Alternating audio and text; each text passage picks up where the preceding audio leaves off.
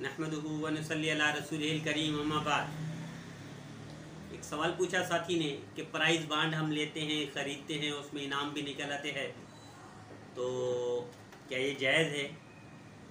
اگر جائز ہے تو اس انعام کو ہم نیکی میں استعمال کر سکتے ہیں، اور ناجائز ہے تو پرائز بانڈ خریدیں ہوئے لاکھوں کیا ہم کیا کریں؟ پہلی بات یہ ہے پیارے، اللہ کے رسول کی فرمانبرداری کا ہمیں حکم ہے، نافرمانی سے بچنے کا حکم ہے۔ پرائز بانڈ نافرمانی میں ہے، چونکہ جوا قمار وغیرہ شامل ہے اس میں،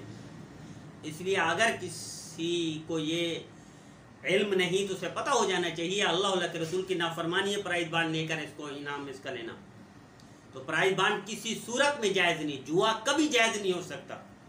قمار کبھی جائز کسی صورت میں بھی جائز نہیں ہو سکتا۔ ہاں، علم نہ ہونے کے پر اگر کسی نے خرید لیے اور انعام بھی نکل آیا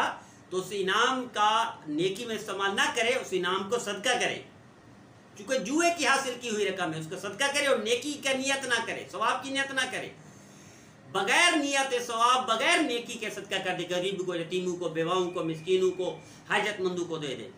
اور جو بانڈ بچے ہوئے ہیں ان کو فوری طور پر واپس کر دے، تاکہ اور توبہ بھی کر لے، اللہ اس توبہ قبول بھی فرمائے گا اور اس گناہ سے بھی اللہ نکال دے گا۔ اللہ فرما بردار بنائے اور توفیق عطا فرمائے۔